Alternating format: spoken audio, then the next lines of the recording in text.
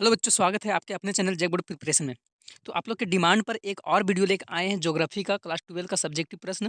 कोई बच्चा बोला था कि सर थोड़ा-सा समझा के मतलब बताने के लिए। तो एक इतना इम्पोर्टेंट क्वेश्चन इसमें है, इतना इम्पोर्टेंट क्वेश्चन है कि आपको मतलब बिलीव नहीं होगा कि मतलब एग्ज़ाम दे के आइएगा इस वीडियो देखने के बाद तो आप लोग का ज़रूर यहाँ से जो है क्वेश्चन मैच करने वाला है। उतना इम्पोर्टेंट है तो वीडियो को पूरा देखिए। चैनल में पहली बार आए हैं तो चैनल को सब्सक्राइब कर लीजिए और अपने दोस्तों के साथ भी शेयर कर दीजिए। क्वेश्चन शुरू करते हैं ज्योग्राफी का। पहला क्वेश्चन है कि प्रवास को परिभाषित करें। प्रवास का मतलब क्या होता है ना? प्रवास जो होता है क्या होता है? तो एक व्यक्ति जो है एक जगह से, है ना, किसी व्यक्ति के द्वारा जो है एक जगह से कहीं दूसरे जगह चला जाता है ना? किसी व्यक्ति जो है किसी व्यक्ति के द्वारा एक व्यक्ति जो है ना, कोई व्यक्ति एक व्यक्ति जो है या फिर तो कोई व्यक्तियों का समूह जो है एक जगह से क्या करता है, एक जगह से दूसरे जगह पर चला जाता है। कहाँ चला जाता है? दूसरा जगह पर जाके वहाँ बस जाता है ना? एक व्यक्ति जो है वो एक जगह कहीं कोई जगह है, जैसे कि झारखंड है, झारखंड से चला गया बिहार, या फिर तो बिहार से कोई कहीं दूसरा जगह चला गया, तो उसी को क्या कहते हैं? प्रवास कहते हैं। इसके पीछे जो है सामाजिक, सांस्कृतिक और राजनीतिक या अन्य कारण भी हो सकता है। अच्छा, प्रवास करने के पीछे जो है अलग-अलग कारण हो सकता है। आदमी लोग जो है प्रवास क्यों करता है? तो प्रवास इसलिए करता है, कोई काम करने के लिए चले जाता है ना? कोई काम करने के लिए चला जाता है या कोई नया शहर में जिसको रहने का मन करता है इसलिए वो वहाँ चला जाता है। तो एक जगह से कोई व्यक्ति जो है वो दूसरे जगह रहने के लिए या काम करने के लिए या किसी तरह से किसी कारणवश वो जाके वो दूसरे जगह बस जाता है, तो उसी को प्रवास कहा जाता है। एक वीडियो में कोई बच्चा बोला था कि सर आप समझा के नहीं बताते हैं। तो इसलिए आप अगर सोचे कि इतना अच्छा से समझा देंगे, सीधे-सीधे खोपड़ी में घुस जाएगा आप लोग का, है ना?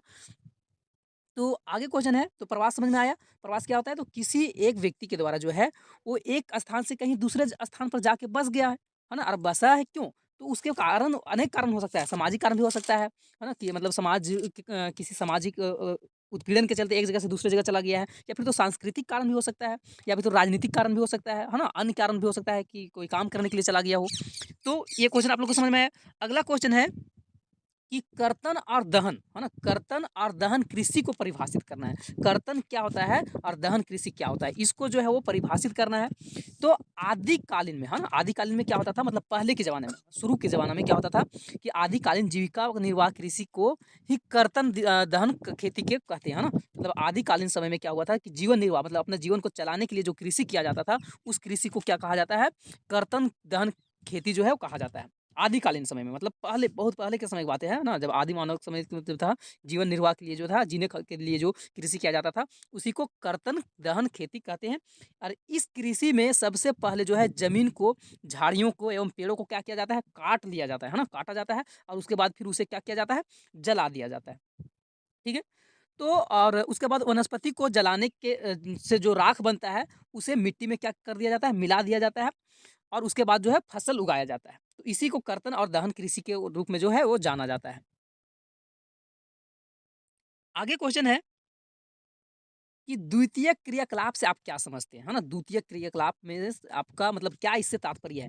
तो ऐसे क्रियाकलाप जो कच्चे माल, है ना? जो कच्चा माल जैसे कि या फिर तो पदार्थ को परिवर्तन या संशोधन करके उसे बहुमूल्य या मूल्य में बढ़ोतरी कर देते हैं, उसको हम लोग जो है द्वितीयक क्रियाकलाप कहते हैं। जैसे कि कपास है ना? बढ़िया समझिएगा। पहले की जैसे कि प्राथमिक क्रिया हुआ, है ना? कृषि हुआ। कृषि होने के बाद उससे उससे उत्पादन कृषि से उत्पादन वस्तु को फैक्ट्री में लेके जाके, है ना? फैक्ट्री में ले जाया जाता है और वहाँ उससे जो है वो बढ़िया जो है उसका मूल्य बढ़ा दिया जाता है, मतलब मूल्य बढ़ जाए वैसा वस्तु बना दिया जाता है। उसी को क्या बोला जाता है? द्वितीय क्रियाकलाप कहा जाता है। जैसे कि आप लोग को हम समझाते हैं कि अगर अभी टमाटर है ना? टमाटर जो है वो खेती होता है। अब खेती होने के बाद उसको क्या कहता है कि टमाटर को ले जाके सॉस फैक्ट्री में ले जाया जाता है और वहाँ से सॉस बना दिया जाता है। तो सॉस बनने के बाद जो है वो तो कच्चा माल का प्रयोग करके वो दूसरा चीज़ बना दिया और टमाटर से सॉस महँगा रहता है। तो उसमें क्या हुआ कि मूल्य में वृद्धि हो जाएगा।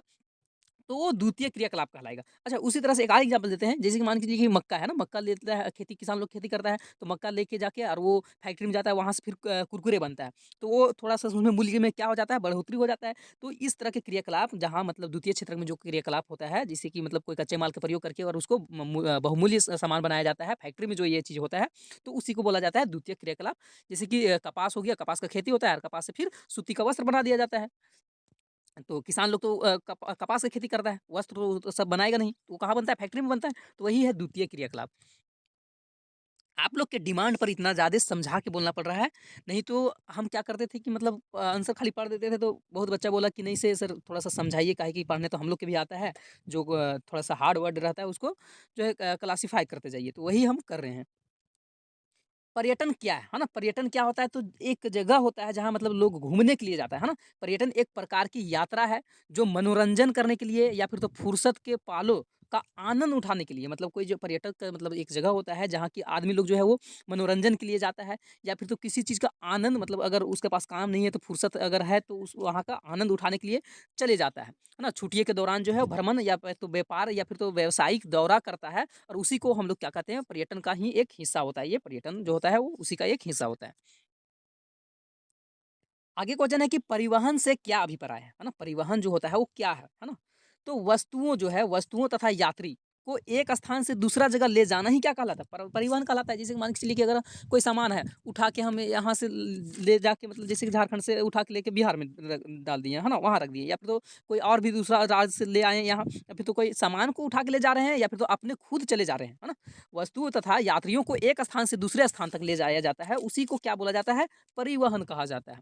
और परिवहन के लिए मनुष्य जो है पशुओं तथा विभिन्न प्रकार के वाहन का भी प्रयोग करता है। कोई घोड़ा में जाता है, तो कोई गाड़ी में जाता है, तो कोई बाइक में जाता है, कोई कार में जाता है ना? आधुनिक युग में जो है परिवहन किसी राष्ट्र के आर्थिक विकास को सुदृढ़ आधार प्रदान करता है। आगे क्वेश्चन है कि ग्रामीण बस्तियाँ क्या होता है ना? तो ग्रामीण बस्तियाँ जिनकी अधिकांश आबादी जो है वो कृषि, है ना? ग्रामीण बस्ती में क्या होता है? अधिकांश जो आबादी वहाँ का रहता है, वो आबादी लोग कृषि करता है, या पशु को पालेगा, मछली पकड़ेगा, या फिर तो खनन करेगा, कोयला ये सब कोड़ेगा, है ना?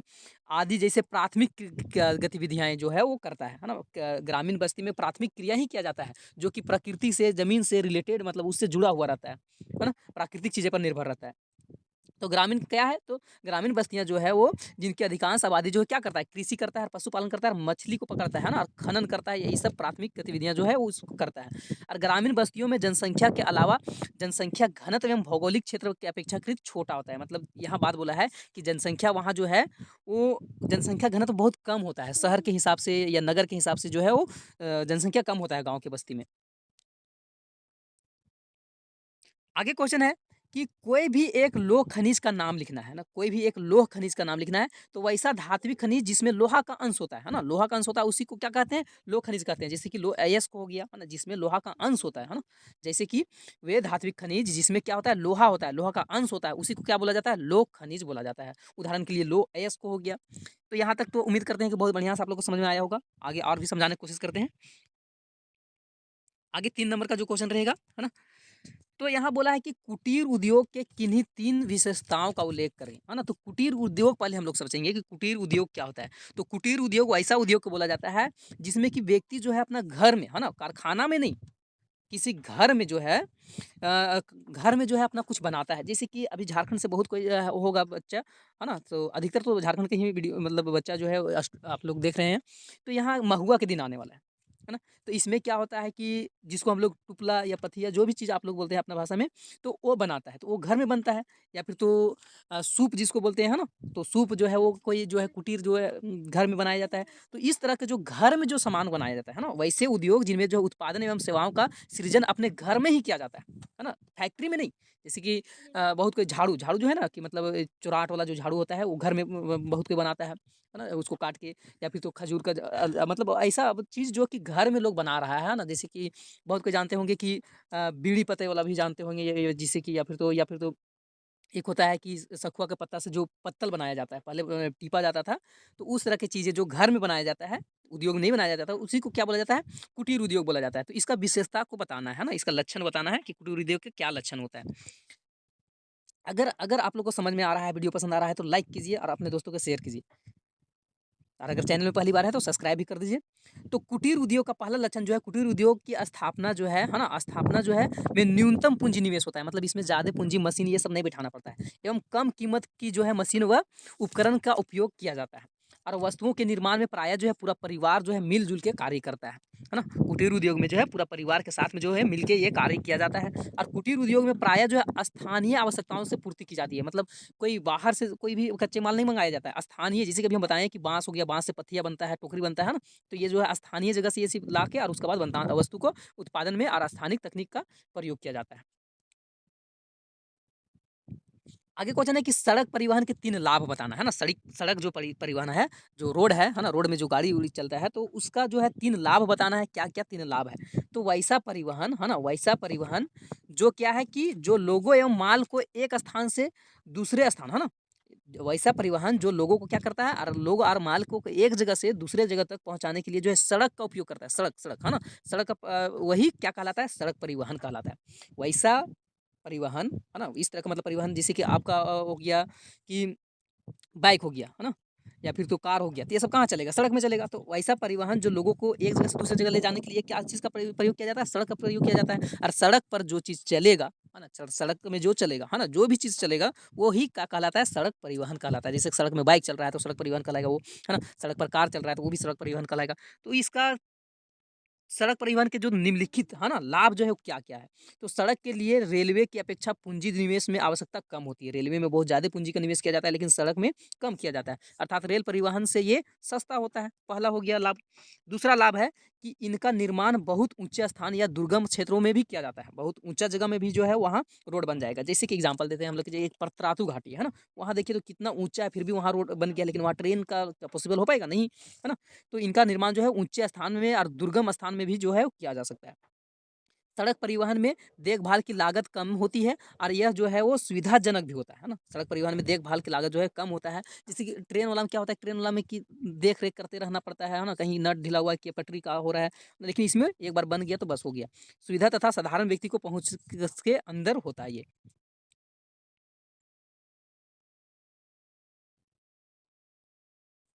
बन गया। आगे है कि गैर परंपरागत ऊर्जा के स्रोतों का वर्णन करना है ना, गैर परंपरागत ऊर्जा, है ना? गैर परंपरागत ऊर्जा सबसे पहले समझते हैं कि कौन-सा होता है ना? गैर परंपरागत ऊर्जा, परंपरागत ऊर्जा है जो कि पहले से चलता आ रहा है ना, पहले से क्या हो रहा है? चलते आ रहा है, पहले से जो कि इसे हम लोग गैर परंपरागत में समझते हैं कि पहले परंपरागत समझ लेते हैं, सब परंपरागत जैसे कि कोयला हो गया, है ना? जो कि हम लोग के पूर्वज लोग जो है प्रयोग करते आ रहा है, उसको हम लोग परंपरागत बोलते हैं। लेकिन गैर परंपरागत जो है वो अभी फ़िलहाल अब चालू हुआ है ना? उसको बोलते हैं गैर परंपरागत। परंपरागत किसको बोलते हैं?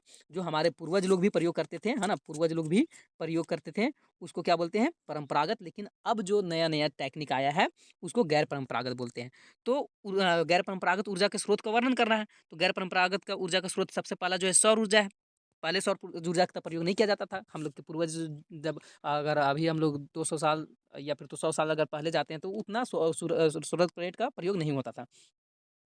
तो गैर परंपरागत का सौर ऊर्जा है ना? तो यह नवीकरणीय ऊर्जा का भी एक आवश्यक स्रोत है। नवीकरणीय ऊर्जा मतलब क्या होता है कि जो कि खत्म नहीं होगा, खत्म जैसे कि ये जो है वो जब तक मतलब धरती रहेगा तब तक ये रहेगा ही। मतलब नवीकरणीय ऊर्जा का मतलब क्या होता है कि वो यूज़ करने के बाद वो पुनः जो है उसको बन जाएगा, है ना? तो यह नवीकरणीय ऊर्जा का एक आवश्यक स्रोत है और वास्तव में यह जो है सूर्य से जो है ऊर्जा प्राप्त होने वाली ऊर्जा है। और यह जो है प्रकाश के किरण तथा धूप के रूप में जो है अर्जित किया जाता है और ये पर्यावरण का सबसे अनुकूल ऊर्जा है और ये पर्यावरण को नुकसान भी नहीं पहुँचाता, किसी तरह का नुकसान नहीं पहुँचाता है। उसी तरह से पवन ऊर्जा है। पवन ऊर्जा क्या होता है? ये भी एक नवीकरणीय ऊर्जा है ना? ये भी खत्म नहीं होगा, जब तक हवा चलेगा तब तक पवन ऊर्जा रहेगा और यह क्या है स्वच्छ एवं सुरक्षित होता है। पृथ्वी के जिन क्षेत्रों में अधिकांश दिनों जो है तीव्र हवा जो चलते रहता है, वहाँ जो है वो पवन ऊर्जा लगाया जाता है और वहाँ पवन चक्कियों को लगातार पवन ऊर्जा का उत्पादन भी किया जाता है।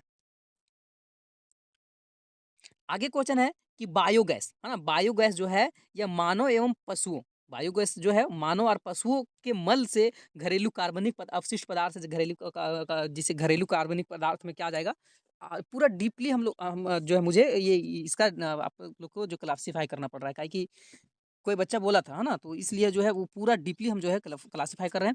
जैसे कि यहाँ बोला गया है कि यह जो है मानव एवं पशुओं का मल हो गया, उससे और घरेलू कार्बनिक अवशिष्ट पदार्थ में हो गया जैसे कि आप सब्ज़ी बना रहे हैं, तो कोई चीज़ जो है सब्ज़ी का छिलका हो गया, ये सब चीज़ हो गया या खरपतवार हो गया जैसे कि मतलब कोई पेड़ का जो पत्ता हो गया, ये सब हो गया, है ना? या फिर घास-फूस हो गया, तो जंगल के कच्चे माल को और लकड़ी के उद्योग और ये सब को आदि से प्राप्त किया जाता है बायोगैस। तो इस तरह से आगे आप लोग देख लीजिएगा, है ना? कि ये सब भी शायद डील ही कर देते हैं, काहे कि जब डिमांड आया है तो बहुत अच्छा से ही हम कर देते हैं। बायोडीज़ल, है ना? बायोडीज़ल क्या होता है? तो बायोडीज़ल पारंपरिक या जीवाश्म डीज़ल के स्थान पर एक वैकल्पिक ईंधन है और शहरों में बढ़ते वायु प्रदूषण के कम करने के लिए जो है वो बायोडीज़ल का प्रयोग किया जाता है ना? और ये बायोडीज़ल सीधे वनस्पति तेल व पशुओं और वसा आदि से उत्पादित किया जाता है ये। आगे है ना? एक क्वेश्चन बोला था कि क्या? कि गैर परंपरागत ऊर्जा के स्रोत जो था उसका वर्णन करना था, तो काफ़ी गैर परंपरागत ऊर्जा का स्रोत है, तो अब सब आप लोग जो है ना डील कर दीजिएगा। तो वीडियो वीडियो जो है बहुत लंबा हो जाएगा। आगे क्वेश्चन बोला है कि वर्षा जल संरक्षण की किन्हीं 3 विधियाँ बताना है। वर्षा जल के संरक्षण के 3 विधि बताना है। तो वर्षा के बाद जल का उत्पादक कामों जो है ना, सॉरी, हाँ, हाँ। वर्षा के बाद जल का उत्पादक जो है कामों में इस्तेमाल के लिए इकट्ठा करने को वर्षा जल संग्रह कहते हैं। फिर से समझते हैं, वर्षा जल संग्रह क्या है ना? वर्षा जल के संरक्षण जो है, सॉरी, वर्षा जल के संरक्षण के किन्हीं 3 विधि को बताना है। तो वर्षा के बाद जो होता है, वर्षा जब पानी गिर गया है ना, उसका बाद जो है जल को उत्पादक कामों के लिए जो है हम लोग इकट्ठा कर लेते हैं, तालाब में जमा कर लेते हैं या फिर तो और भी कहीं डैम में जमा कर लेते हैं। तो वैसे में जो है उसको हम लोग वर्षा का जल का संग्रह कहते हैं, है ना? संग्रहण कहते हैं। अब इसका क्या मतलब विधि है, कौन-कौन विधि से जो है हम लोग इसको संग्रह कर सकते हैं? तो सबसे पहले जो है टाका, है ना? टाका विधि से हम लोग जो है वर्षा के जल को संग्रह कर सकते हैं। टाका में क्या है? तो यह वास्तव में वर्षा जल को संग्रहण करने के लिए जो है वो एक ढकी हुई भूमिगत टंकी होता है, जिसका निर्माण घर में या फिर तो घर के पास वर्षा जल को एकत्रित करने के लिए किया जाता है। टाका क्या होता है? जैसे कि घर है, घर के आंगन की तरफ या फिर तो घर से थोड़ा-सा हट के एक बहुत बड़ा-सा गड्ढा कोड़ दिए और वहाँ जो है वर्षा के जल जो भी पानी छत में आएगा उसको वहाँ जमा करने के लिए जो गड्ढा को कोड़ा जाता है। तो उसी को हम लोग क्या बोलते हैं? टाका बोलते हैं। आगे है तालाब एवं झील बना के हम लोग जो है वर्षा को जल को जो है वो कर सकते हैं जमा। तो ग्रामीण क्षेत्रों में परंपरागत जो है रूप से वर्षा का जल संग्रह करने के लिए धरातलीय संरचनाएं जैसे तालाब हो गया, झील हो गया, ये सब का उपयोग किया जाता है। और इसमें जो है वो वर्षा के जल को संग्रहण किया जाता है। उसके बाद जो है गर्मी के दिन में खेती करने के लिए होता है। इसके अतिरिक्त जो है कुआं एवं चेक डैम तथा सर्विस जो है कूपों का निर्माण भी करके जो है वर्षा के जल को जो संग्रह किया जाता है।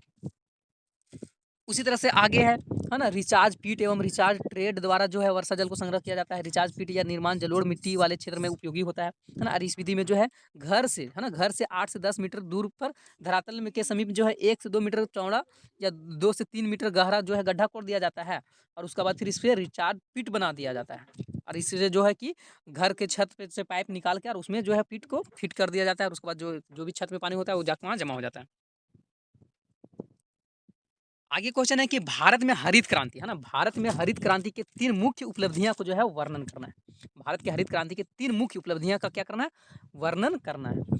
तो 1960 के दशक में खाद्यान्न के उत्पादन में वृद्धि के लिए जो क्रांति हुआ था, 1960 के दशक में क्या हुआ था? खाने के जो खाने वाला सामान होता है उसके उत्पादन में इतना वृद्धि हो गया था, इतना तेज़ी से वृद्धि हो गया, क्रांति आ गया था। उसी को क्या बोला जाता है? हरित क्रांति बोला जाता है। हरित क्रांति के नाम से जाना जाता है। इसका 3 उपलब्धि क्या-क्या है? इसकी 3 उपलब्धियाँ जो है वो निम्न है। पहला जो है कि उन्नत किस्म का बीज, हाँ, इसमें जो है कि ऐसी नहीं, मतलब जो है क्रांति ऐसे नहीं आ गया। यहाँ बीज का बहुत भयानक है, एचआईवी बीज का प्रयोग किया गया था, हाइब्रिड बीज का प्रयोग किया गया था। भारत में 1960 के दशक में खाद्यान्न फसलों के उत्पादन में वृद्धि करने के लिए जो है वो अधिक उत्पादन देने वाला नया किस्म के जो था बीज का प्रयोग किया गया था और किसान को उपलब्ध कराने गए थे, है ना? और किसान जो था इस बीज का उपयोग करके और इतना मतलब कृषि में इतना वृद्धि हुआ था ना कि मतलब पूरा की पूरा ये क्रांति हिला दिया था। जिसका जो परिणाम जो है पंजाब, हरियाणा, उत्तर प्रदेश, आंध्र प्रदेश ये सब राज्य में जो था देखने के लिए मिला था। और सिंचाई की सुविधा, हाँ, लेकिन हाइब्रिड बीज का आप अगर प्रयोग कर रहे हैं तो उसके सिंचाई जो है बहुत ज़्यादा चाहिए, पानी तो उसको पूरा चाहिए। तो हरित क्रांति की महत्वपूर्ण उपलब्धियाँ के अंतर्गत सिंचाई की व्यवस्था बड़े बांधों को अतिरिक्त जो है छोटे नगरों हो गया, नहरों हो गया तथा तालाब से भी की गई है ना? इस कार्यक्रम को के अंतर्गत जो है नलकूप, छोटी नहरें तथा तालाब आदि बनाना भी ज़रूरी पड़ गया है। आगे है इसी का जो है तीसरा है कि आधुनिक कृषि प्रौद्योगिकी का विकास करके। अब पहले है कि जैसे कि अब अगर खेती बहुत ज़्यादा मात्रा में करना है तो पहले जैसा तो हल से, बैल से या फिर तो जानवर से हल जोत के तो होगा नहीं। तो भारत में फसल उत्पादन की मात्रा वृद्धि करने के लिए रासायनिक उर्वरक एवं उन्नत प्रौद्योगिकी आवश्यकता पड़ा है ना? मतलब रासायनिक के मतलब खाद भी देना पड़ेगा, काहे कि अगर खाद नहीं दिया जाएगा तो अ, ज़मीन धीरे-धीरे जो है उपजाऊ कम हो जाता है ना? तो खाद देना ज़रूरी है और हाइब्रिड बीज है तो हाइब्रिड में खाद माँगता ही माँगता है। और इसके जगह पर प्रौद्योगिकी की आवश्यकता भी पड़ती है, जिसके कारण देश के विभिन्न क्षेत्रों में आधुनिक कृषि प्रौद्योगिकी जो है वो तीव्रता से प्रसार किया गया है। कीटों के द्वारा जो है अत्यधिक मात्रा में फसल बर्बाद हो जाते हैं। अब उसके लिए जो है वो रसायन का प्रयोग किया जाता है। आगे क्वेश्चन है कि गुच्छित बस्तियाँ, है ना? गुच्छित बस्तियों की प्रमुख विशेषता का वर्णन करना है। गुच्छित बस्ती क्या होता है? इसका लक्षण को बताना है, विशेषता को बताना है। तो गुच्छित बस्तियाँ वे बस्ती होता है जिनमें मकान एक दूसरे के समीप बनाए जाते हैं। गुच्छित बस्ती बस्ती क्या होता है कि मकान जो है एकदम पूरा सटा-सटा के बनेगा, है ना? एक एक बस्ती होता है कि मतलब एक घर यहाँ है तो एक घर यहाँ है तो एक घर यहाँ है, बहुत दूर में। लेकिन गुच्छित बस्ती में क्या होता है कि एक यहाँ घर है तो फिर यहाँ सामने-सामने में जो है पूरा सटा-सटा जो है वो क्या रहता है कि घर बना हुआ रहता है ना? और इस तरह के बस्तियाँ जो है विकास का नदी घाटियाँ के सहारे उपजाऊ मैदान में होता है और यहाँ रहने वाले समुदाय आपस में मिलकर रहता है एवं उनके पास जो है व्यवसाय भी समान होते हैं। गुच्छित बस्तियाँ का जो है विशेषता क्या-क्या है, लक्षण क्या-क्या है? तो ये बस्तियाँ प्रायः खेतों में, हाँ, खेतों के मध्य में किसी ऊँचे या फिर तो और बाढ़ आदि सुरक्षित स्थान पर बसी होती है ना? और इनमें जो है सभी मकान एक दूसरे के समीप होता है, जितना भी मकान है एक मतलब पूरा सामने-सामने में होता है। और गुच्छित बस्तियाँ एक स्थान पर संकेंद्रित होता है, मतलब एकदम पूरा एक जगह गुच्छा जैसे एक अंगूर अंगूर जानते हैं ना? तो अंगूर में किस तरह का गुच्छा होता है, एकदम पूरा सब एक जगह सटा हुआ रहता है, उस तरह से गुच्छित मतलब जो गाँव भी रहता है, घर भी रहता है, सामने-सामने में रहता है, इसलिए उसको गुच्छित बस्ती भी बोलते हैं। अब इन बस्ती में रहने वाले लोग जो है सुख-दुःख एक दूसरे की सहायता करते हैं और एवं कृषि कार्य में एक दूसरे के क्या करते हैं, मदद भी करते हैं। आगे क्वेश्चन है कि वाणिज्य पशुधन पालन जो है कि किन्हीं 3 विशेषता को उल्लेख करना है। वाणिज्य पशुधन पालन के किन्हीं 3 विशेषता को लक्षण को क्या करना है? वर्णन करना है। तो वाणिज्य पशुधन पालन के 3 विशेषता हम लोग देखते हैं क्या-क्या है? तो आधुनिक वैज्ञानिक तरीका से किया जाने वाला व्यवस्थित एवं पूंजी प्रधान पशुपालन जो है ना, उसी को वाणिज्य पशुपालन कहते हैं। फिर से समझते हैं कि आधुनिक वैज्ञानिक तरीका से मतलब नया तरीका से जो पशुपालन किया जाता है, तो उसी को हम लोग क्या बोलते हैं? वाणिज्य पशुपालन कहलाता है। वाणिज्य पशुपालन में जो है वो पशुधन पालन में 3 विशेषता निम्न है, 3 लक्षण हम लोग देखते हैं। कि 3 में से सबसे पहला लक्षण जो है बड़े आकार का फार्म होता है ना, फार्म होता है, फार्म जैसे कि आप लोग नाम सुने होंगे है ना, कि मुर्गी फार्म हो गया या फिर तो सूअर फार्म हो गया, इस तरह से। तो वाणिज्य पशुधन पालन एक निश्चित स्थान पर विस्तृत फार्म किया जाता है और उनके चारों चारे का है ना, जो मतलब उसको खाने वाला होता है, चारे की व्यवस्था स्थानिक रूप से भी किया जाता है। वाणिज्य पशुधन पालन अधिक व्यवस्थित एवं पूंजी प्रधान भी होता है। आप लोग मुर्गी पालन या फिर तो कुछ पालन देखे होंगे, मुर्गी वाला भी देखिए, पोल्ट्री वाला में कितना उसमें मेहनत होता है, पानी देना रहता है उतना, मतलब उसमें बिजली चाहिए, तरह तरह की चीज़ें। तो इसमें जो है बड़े आकार में जो रहता है और इसका जो है जो भी चीज़ आवश्यक होता है उसको अच्छा तरह से व्यवस्थित करना होता है। आगे है कि पशुपालन जो है कि वैज्ञानिक तरीका से पालन करना है। वैज्ञानिक जो है वाणिज्य पशुधन पालन में पशुओं को देखभाल वैज्ञानिक तरीके से किया जाता है। इसके अंतर्गत उन विशेष पशुओं को भी पाला जाता है जिनके लिए वो क्षेत्र अत्यधिक अनुकूल होते हैं। वैसा जगह में ये चीज़ पालन किया जाता है जहाँ उसके लिए अनुकूल क्षेत्र है ना? इससे पशु जो है वो प्रजनन, जनकी सुधार, बीमारी या फिर ये सब पर नियंत्रण रख सकता है।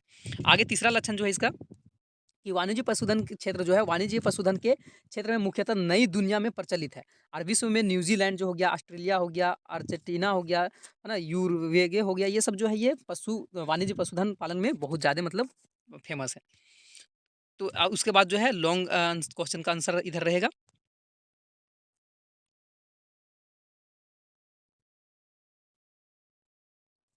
आगे क्वेश्चन है विश्व में, है ना, विश्व में जनसंख्या वितरण के प्रभावित करने वाला भौगोलिक कारण बताना है ना? पूरा दुनिया के जनसंख्या वितरण में जो प्रभावित करने वाला भौगोलिक कारण है वो कौन-कौन सा है? तो किसी भी देश का वास्तविक जो धन, जन अर्थात लोग होते हैं, वो देश का महत्वपूर्ण संसाधन होते हैं तथा देश के अन्य संसाधन का विवेकपूर्ण उपयोग कर राष्ट्र की अर्थव्यवस्था जो होता है उसको सुदृढ़ करता है। तो 21वीं शताब्दी में विश्व की जनसंख्या 6 अरब से अधिक थी। लेकिन इस विशाल जनसंख्या का विश्व के असमान वितरण में पाया जाता है। मतलब जितना भी मतलब 6 अरब से पूरा दुनिया में जो है 6 अरब से भी ज़्यादा जनसंख्या है, तो सब जगह जो है बराबर नहीं है ना? कहीं ज़्यादा है, कहीं कम है। अभी इंडिया को ही देख लीजिए कि इंडिया में कितना बहुत ज़्यादा है ना? वहीं है कि आपका जो इधर से आपका रूस हो गया, रूस में जो है वो कम है। तो असमान वितरण के संदर्भ में जॉर्ज बी क्रेसी की टिप्पणी हुआ है कि एशिया में बहुत अधिक स्थान पर जो है कम से कम स्थान पर बहुत अधिक लोग रहते हैं। मोटे तौर पर विश्व के 90% जनसंख्या जो है केवल 10% स्थल भाग में निवास करते हैं और इस तथ्य से स्पष्ट होता है कि विश्व की जनसंख्या जो है वो वितरण घनत्व असमान है। मतलब पूरा दुनिया में जो भी जनसंख्या है वो जो है कहीं मतलब कोई ऐसा जगह है कि मतलब 90% जो है कि मतलब एक ही महाद्वीप में पा रहा है और 10% जो है अन्य महाद्वीप में है। तो इस तरह से जो है अब इसका वितरण होने के मतलब असमान जो है ना प्रभावित करने वाला कारक क्या है? काहे मतलब कहीं जो है ज़्यादा लोग बसा हुआ है, जैसे अभी दिल्ली ही हम लोग लेते हैं एग्ज़ाम्पल में, दिल्ली में बहुत ज़्यादा है, वहीं की मतलब कोई और दूसरा शहर जो है वहाँ बहुत कम है, तो इसका कारण क्या है? तो सबसे पहला कारण है कि जल की उपलब्धता, है ना? जिस जगह पर अगर जल नहीं है तो वहाँ ज़्यादा लोग जो है वो नहीं बसते हैं, है ना? तो मानव के लिए जो है जल का जीवन सर्वाधिक महत्वपूर्ण है, जल जहाँ रहेगा अब ऐसा जगह जहाँ पानी है ही नहीं तो वहाँ आदमी रह के ही क्या करेगा? तो मानव के लिए विभिन्न क्रियाओं की जल की आवश्यकता पड़ती है। जैसे जो है कि घरेलू उपयोग हो गया, पेयजल हो गया मतलब घर में काम करने के लिए भी पानी की ज़रूरत पड़ता है, पीने के लिए भी पड़ता है, कृषि के में भी मतलब सिंचाई के लिए भी पड़ता है, पशुओं तथा औद्योगिक कार्य के लिए भी मतलब पानी की ज़रूरत पड़ता है। तो इसलिए पानी जो है हर जगह ज़रूरत होता है। तो जहाँ जल ज़्यादा रहेगा, वहाँ जो है वो आदमी लोग जो है ज़्यादा बसेगा। तो ऐसे में आप लोग देखते होंगे कि नगर हो गया, नदी के किनारे बसा हुआ शहर में जनसंख्या घनत्व तो बहुत ज़्यादा रहता है। ये तो पहला कारण हो गया। दूसरा जो है वो भू आकृति, भूमि का आकृति, है ना? हमारे पृथ्वी धरातल पर पर्वत, पठार, मैदान सब पाए जाते हैं, लेकिन विश्व की जनसंख्या का 1/10 भाग जो है उच्च पर्वतीय में रहता है। मतलब 1% जो है भाग में जो है वो पर्वतीय में रहता है। बाकी जो है मैदानी क्षेत्र में जो है बहुत ज़्यादा लोग रहते हैं, है ना? मैदानी क्षेत्र में क्यों? क्योंकि यहाँ कृषि भी किया जा सकता है, परिवहन भी हो जाएगा, ये सारा चीज़ हो जाएगा। लेकिन है ना? वो पठारी भाग में ये सब तो होगा नहीं, पर्वत वाला इलाका में। आगे है जलवायु के चलते, है ना? तो जलवायु के वितरण पर जलवायु का महत्वपूर्ण प्रभाव पड़ता है। मनुष्य उन्हीं भागों में रहना पसंद करता है जहाँ जो है जलवायु क्या है, स्वास्थ्य तथा कृषि उद्योग के लिए अनुकूल है। मतलब ऐसा जलवायु जहाँ ना तो ज़्यादा गर्मी है, ना तो ज़्यादा ठंडा है, मतलब वहाँ जो है शरीर जो है अच्छा स्वास्थ्य वहाँ रह सके, है ना? तो वैसे जगह पर जो है लोग ज़्यादा बसते हैं। यही कारण है कि सबसे पहले जो है मानव मध्य अक्षांशीय क्षेत्रों अर्थात मतलब 20 डिग्री से 40 डिग्री अक्षांश के बीच में ही बसा हुआ है। ज़्यादा ठंडा, ज़्यादा गर्म जगह में नहीं बसा हुआ है। ये बात था। आगे है मृदा, है ना? मिट्टी भी बहुत ज़्यादा मतलब जो है वो भौगोलिक कारण जो है वो लोगों को बसने के लिए करता है। तो मिट्टी जो है उपजाऊ मिट्टी वाले क्षेत्र में जो है व्यक्ति संघनन कृषि और विकसित पशुपालन करके अपना जीवन निर्वाह कर सकते हैं। तो वैसे जगह में जो लोग हैं वो बहुत ज़्यादा जो है वो बस जाता है। परिश्रम सफलतापूर्वक जो है जीवन निर्वाह हो सकता है वैसी जगह में। उपजाऊ मिट्टी वाले क्षेत्र में जो लोग जो है फसल को अधिक उत्पादन कर सकते हैं और लोगों को आकर्षित करती है। इसलिए जो है वो जहाँ मिट्टी जहाँ उपजाऊ रहता है वहाँ भी लोग बहुत ज़्यादा अब ऐसा जगह है कि मतलब जहाँ उपजाऊ ज़्यादा होता ही नहीं है, वो बंजर भूमि है तो वहाँ को लोग बस के कोई फ़ायदा है नहीं। आगे क्वेश्चन है कि ग्रामीण, है ना? ग्रामीण अधिवास के किन्हीं 5 प्रतिरूपों का विवेचना करना है। तो वैसे अधिवास जहाँ लोग प्राथमिक आर्थिक क्रियाकलापों अत्यधिक संलयन संग्रह को होते हैं और ग्रामीण अधिवास कहलाते हैं। फिर से समझते हैं ग्रामीण अधिवास क्या होता है? तो वैसे अधिवास, है ना? जहाँ लोग प्राथमिक आर्थिक क्रियाकलाप, है ना? प्राथमिक आर्थिक क्रियाकलाप जो है वो अत्यधिक करते हैं। उसी को हम लोग क्या बोलते हैं? ग्रामीण अधिवास कहते हैं। मतलब जो गाँव में जो है प्राथमिक क्रिया बहुत ज़्यादा किया जाता है। मतलब अभी पहले भी बताए थे कि गाँव में जो है प्राथमिक क्रिया मतलब कृषि से रिलेटेड, है ना? प्रकृति से रिलेटेड चीज़ किया जाता है। रेखीय प्रतिरूप, है ना? सबसे पहला प्रतिरूप जो है ना? यहाँ है कि मतलब ग्रामीण अधिवास में या बस्तियों में उनकी आकृतियाँ जो है आधार पर निम्नलिखित प्रतिरूप को जो है विभक्त करना है। तो पहला जो है रेखिक प्रतिरूप प्रतिरूप ऐसी बस्तियाँ का विकास सड़कों, नदी, नहर, रेल लाइन के किनारे अथवा फिर तो तटबंधों के साथ जो है वो होता है। इस प्रकार के ग्राम में जो है भारत में उड़ीसा हो गया, आंध्र प्रदेश हो गया, तटीय भाग हो गया, गुजरात हो गया, कच्छ, सौराष्ट्र हो गया, इस तरह में जो है वो रेखीय प्रतिरूप है। इसको जो है ना उत्तराखंड के देहरादून जिले में नहरों है, नहरों के किनारे इस प्रतिरूप में भी जो गांव बसे हुए हैं तो उसे इसे फीता या फिर तो डोरी के प्रतिरूप भी कहते हैं। आगे है कि आयताकार, है ना? आयताकार प्रतिरूप में भी रहता है, मतलब किस रूप में जो है इस तरह का बस्तियाँ रहता है, तो आयताकार में भी रहता है। तो ऐसे बस्तियाँ का विकास जो होता है ऐसे स्थान पर होता है जहाँ सड़कें एवं एक दूसरे से संपूर्ण पर जो है वो काटती है और इस प्रकार के गाँव को सामान्यतः जो है मरुस्थलीय क्षेत्र में भी तथा मैदानी क्षेत्र भागों में भी इस तरह का पाया जाता है। आगे तारक प्रतिरूप, कभी-कभी क्या होता है कई सड़क जो है वो मार्ग विभिन्न दिशाओं के आकर एक बिंदु में मिल जाते हैं। तो ऐसे स्थान को भी बसे गाँव सभी दिशाओं से आने वाली सड़कें के किनारे बने होते हैं और इस तरह के जो है उसको हम लोग तारक प्रतिरूप भी कहते हैं। वृत्ता प्रतिरूप, है ना? वृत्ताकार प्रतिरूप मतलब वृत्त के जैसा मतलब एक जगह मतलब बन गया है उस तरह से। टी आकार के प्रतिरूप। अब यहाँ देखिए कि यहाँ दिखाया गया है ना, किस तरह का कैसा रूप है वो आप लोग का कि रैखिक प्रतिरूप किस तरह से होता है कि ऐसा इस तरह से रहेगा रैखिक प्रतिरूप में। हम लोग फिर से इस क्वेश्चन को एक बार फिर से देखते हैं ना, मतलब ऐसा यहाँ क्वेश्चन क्या बोला है कि ग्रामीण अधिवास के किन्हीं 5 प्रतिरूप के बताना है, 5 तरह के प्रतिरूप। तो रैखिक प्रतिरूप, है ना? आयताकार प्रतिरूप मतलब गाँव जो बसा हुआ है 5 तरह का बसता है ना, तो 5 तरह के कौन-कौन है? तो हम यहाँ पे डील करते हैं 5 तरह के ये रूप में बसता है। रैखिक प्रतिरूप में क्या आता है कि रोड है ना? रोड है और दोनों तरफ से जो क्या है वो गाँव बसा हुआ है। उसका बाद चौक पट्टी में क्या होता है कि इस तरह से रोड है, इस तरह से रोड है और चारों पट्टी से क्या है वो गाँव बसा हुआ है। एक तारे के आकार के प्रतिरूप क्या है तो इस तरह से ऐसे गाँव वो रोड गया, ऐसे रोड गया, इस तरह मतलब अलग-अलग रोड गया है और चारों तरफ क्या है घर मतलब बना हुआ है। उसी तरह से टी आकार के, है ना? तो टी आकार के जैसे कि ऐसे गया, इस तरह से टी टाइप में बन गया है, तो टी आकार के प्रतिरूप हो गया, है ना? कहीं तालाब होता है, इस तरह से गाँव बसा हुआ था, वृत्ताकार रूप में हो गया, है ना? इस तरह से पूरा चारों तरफ से बसा हुआ और उसके बाद है दोहरा प्रतिरूप, है ना? इस तरह से ऐसे एक मतलब रोड गया है कि इससे गया है और इधर गाँव बसा हुआ है। तो ये प्रतिरूप तो था। आगे क्वेश्चन है कि किसी उद्योग, है ना? किसी उद्योग की अवस्थिति को प्रभावित करने वाला कारक की व्याख्या करना है। तो उद्योग के जो है कौन-सा कारक जो है प्रभावित करता है? उद्योग कोई उद्योग हो गया उसको प्रभावित करने वाला कारक कौन-कौन सा है? तो सब कोई भी उद्योग को जो प्रभावित करता है वो सबसे पहला कारक जो है कच्चा माल की निकटता। अगर कोई भी उद्योग कहीं है उसको कच्चा माल जैसे मान के चलिए कि अगर कोई उद्योग झारखंड में बसा हुआ है और उसको कच्चा माल जो है वो मुंबई से लाना पड़ रहा है, तो वो झारखंड में क्यों रहेगा? है ना? झारखंड में वो क्यों रहेगा? जब कच्चा माल जब उसको मुंबई से लाना पड़ रहा है, तो मुंबई में ही तो रहेगा ना। अब मान के चलिए कोई कंपनी जो है इसको झारखंड से ले जाना पड़ रहा है मुंबई, तो वो मुंबई कितना दूर हो जा रहा है, तो वो क्या करेगा कि झारखंड में ही बस जाएगा। तो सबसे पहला जो है ना प्रभावित करने के लिए कच्चे माल की निकटता। निर्माण उद्योग की सबसे पहली आवश्यकता होता है कच्चा माल की उपलब्धता होता है, जिसे परिष्कृत एवं संश्लेषित कर विनिर्माण किया जाता है और विनिर्माण की प्रक्रिया द्वारा जो है वस्तु को अधिक मूल्यवान हो जाता है। अतः जहाँ पर कच्चा माल निकट में होगा तो ऐसे में क्या होगा वही जगह पर वो जो है बनेगा। उसका बाद है पूंजी की सुलभता, है ना? पूंजी भी जो है किसी उद्योग के लिए चलाने के लिए जो पूंजी जो है बहुत ज़रूरी होता है। इसलिए वह पूंजी सुलभ जहाँ उसको सुविधा होगा पूंजी लगाने के लिए तो ऐसी ही जगह में विनिर्माण उद्योग भी क्या करेगा? बैठाएगा। आगे शक्ति, जहाँ अब बिजली है ही नहीं, मान के चलिए कि हम लोग के जैसे जैसे जहाँ से हम हैं, है ना? जहाँ से हम बिलॉन्ग करते हैं, उस गाँव में जैसे कि इसका बहुत ज़्यादा दिक्कत होता है बिजली का। तो यहाँ क्या है कि वर्तमान समय में जो है समस्त निर्माण उद्योग जो है किसी न किसी शक्ति का साधन पर निर्भर रहता है ना? जैसे कि कोयला हो गया, खनिज तेल हो गया, प्राकृतिक गैस हो गया, है ना? विद्युत हो गया, ये सारा चीज़ पर निर्भर रहता है। तो वो चीज़ अगर उसको नहीं मिलेगा, उसका साधन जो है निकट में नहीं रहेगा, तो उस जगह फिर काहे बसेगा? तो ये भी चीज़ें प्रभावित करता है। परिवहन, अब उसको लाने कच्चा माल लाने के लिए, ले जाने के लिए इस परिवहन मतलब उसको अच्छा होना चाहिए कच्चे माल को फैक्ट्री तक लाने के लिए, यहाँ से निर्मित वस्तु को बाज़ार तक पहुँचने के लिए और तीव्र परिवहन के लिए ज़रूरी होगा। तो ऐसी जगह में जो है वो ये भी क्या करता है अ उस तरह से बाज़ार निकट होना चाहिए, है ना? बाज़ार से निकटता वाले औद्योगिक जो क्षेत्रों में उत्पादित वस्तुओं की जो है खपत अधिक होती है, क्योंकि वो ऐसी क्षेत्रों में अधिक संख्या में जो है उपभोक्ता आसानी से उपलब्ध होते हैं। तो इस तरह से अनुकूल जलवायु ये सारा चीज़ जो है वो क्या करता है, प्रभावित करता है किसी उद्योग को, है ना? किसी उद्योग को अवस्थित करने के लिए जो है ये सारा चीज़ प्रभावित करता है। ये सारा चीज़ अगर बढ़िया है तो ही उद्योग जो है वहाँ बैठेगा और बढ़िया से चलेगा। आगे क्वेश्चन है कि भारतीय कृषि की समस्या को व्याख्या करना। आखिर भारत की कृषि को क्या-क्या समस्या होता है ना? तो भारत की कृषि एक प्रधान देश है ना, कृषि प्रधान देश है। यहाँ के अधिकतर लोग जो है कृषि पर निर्भर रहता है।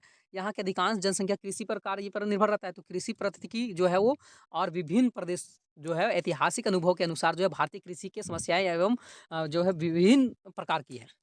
तो भारतीय कृषि की जो समस्या है तो पहला क्या है? सबसे पहला जो है वो अनियमित मानसून पर निर्भरता। इस बार झारखंड में क्या हुआ कि बहुत जगह में बारिश बढ़िया से होबे नहीं किया। तो बहुत जगह हम लोग के गाँव खुद जो है वो कि मतलब यहाँ खेती हम लोग धान नहीं लगा पाए इस बार। तो पहला समस्या तो हो जाता है कि अनियमित मानसून, ढंग से पानी जो समय पर नहीं गिरता है। तो भारत में कृषि क्षेत्र के केवल एक ही तिहाई पर भाग जो है सिंचित है। विशेषकर कृषि मानसून पर, बाकी जगह में जो है कृषि जो है वो मानसून पर ही निर्भर रहता है। क्योंकि झारखंड में अच्छा से मानसून आया नहीं था इस बार। दूसरा जो है फसल को निम्न उत्पादक, है ना? अंतर्राष्ट्रीय स्तर पर जो है अपेक्षा भारत में फसल का उत्पादक कम है और संयुक्त राज्य अमेरिका, रूस, जापान जैसे विकसित राष्ट्रों में जो है भारत की तुलना में अधिक उत्पादित किया जाता है। तीसरा जो है वो समस्या कि वित्तीय संसाधन का बाध्यता या ऋणग्रस्तता आधुनिक कृषि कार्य में लागत कृषि आती है ना? जिसमें सीमांत और छोटे किसान जो है कृषि कार्य में कठिनाइयाँ का भी सामना करना पड़ता है और भारत में सीमांत और छोटे कृषि से जो है पूंजी के लिए जो उनके पास पूंजी का कमी होता है, जो कि बढ़िया तरह का मतलब बीज, उन्नत तकनीकी ये सब नहीं लगा पाते हैं। ये सब समस्या भूमि सुधार व्यवस्था का अभाव है ना? भूमि का असमान वितरण के कारण जो है भारतीय किसान जो है लंबे समय तक शोषित हो रहे हैं और स्वतंत्रता प्राप्ति के पश्चात भी भूमि सुधार को प्राथमिकता दी गई है, लेकिन कुछ कारण से यह भी जो है सुधार पूर्णतः जो है फली रूप से नहीं हो पाया है। उस तरह से छोटे-छोटे खेत का जो है खंड है जोतना पड़ता है। कोई भी जैसे कि हरियाणा तरफ क्या है कि लंबा-लंबा, बड़ा चौड़ा-चौड़ा खेत रहता है, लेकिन यहाँ झारखंड में है कि इतना छोटा-छोटा खेत रहता है कि वहाँ हल भी जोतने में बहुत दिक्कत होता है ना? तो यहाँ छोटे-छोटे खेत तथा खंडियों को जोत बढ़ती जनसंख्या के कारण जो है जोत जो है वो औसत आकार जो है वो सिकुड़ रहा है। जैसे-जैसे जनसंख्या बढ़ रहा है, किसी के घर में 2-4 भाई है तो 4 भाग में बढ़ गया वही ज़मीन। तो इस तरह से जो है जोत जो है छोटा होता जा रहा है। वाणिज्य अभाव है, ये सारा तरह कृषि के भूमि निम्नीकरण हो रहा है। वर्तमान समय में जो भू संसाधन का निम्नीकरण जो है एक गंभीर समस्या है। इस तरह से बंजर इस तरह से आप लोग का है अल्प बेरोज़गारी की समस्या हो गया है ना? भारतीय कृषि के मानसून की आधारित होती है और असिंचित क्षेत्रों में बड़े पैमाने पे जो है अल्प बेरोज़गारी भी जो पाई जाती है। वर्ष के कुछ महीने में जो है कृषि जो है कार्य जो संग्रह जो है नहीं हो पाता है। आगे क्वेश्चन है कि ये मानचित्र है पूरा वर्ल्ड का, इसमें कनाडा, चीन, रूस, सऊदी अरब और कोलकाता को दिखाना है। तो ये मानचित्र है, रूस जो है इस जगह पर है ना? चाइना भारत से ऊपर है, कोलकाता जो तो भारत में ही है, सऊदी अरब जो है इस जगह पर है और कनाडा इधर है। तो ये चीज़ आप लोग याद कर लिए रट लीजिएगा। तो ये था आप लोग के डिमांड पर पूरा मतलब विस्तार से समझा के, है ना?